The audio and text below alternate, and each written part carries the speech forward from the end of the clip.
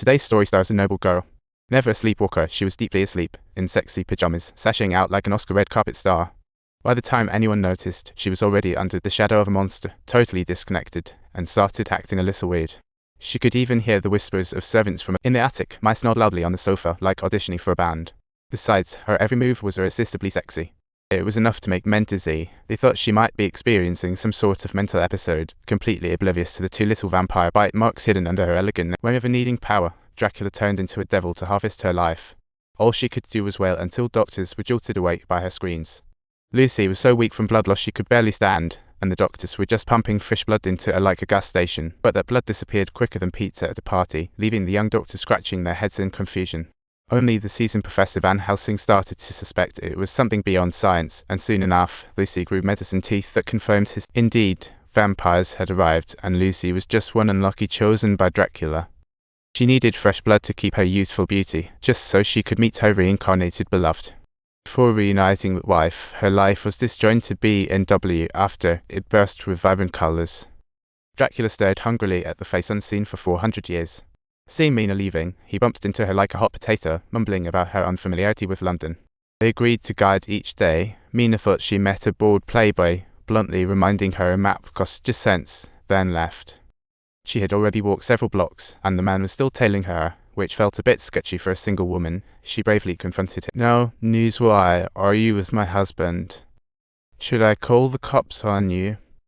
"I won't bother you again." Dracula knew she wasn't married, but he played the gentleman card to make Mina believe he was just a suitor.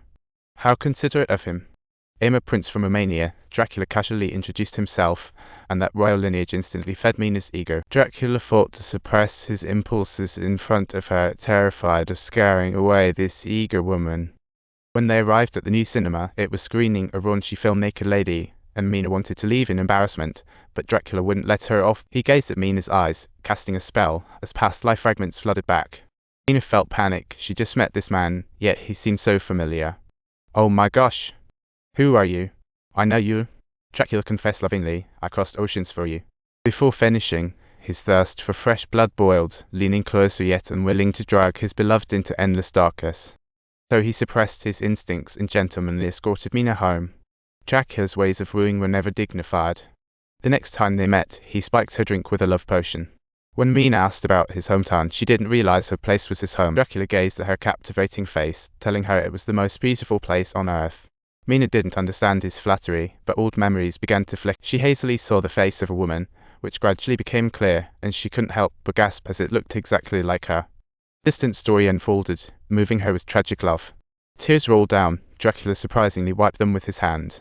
He turned tears into sparkling diamonds, revealing her family.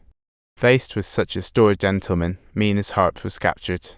Little did she know, while her heart raced in another man's embrace, her fiancé Jonathan was going through hell.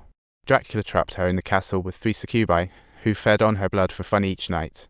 She felt like every day was her last, yet she still clung to the because in distant London, she still wanted to marry a woman. So she kept attempting to escape. But each time, she was recaptured until she fell into the moat while escaping, and the purifying water finally washed her away. With willpower, she reached a monastery, woke up, wrote to Mina, hoping for a church wedding. Clearly, Mina loves Dracula.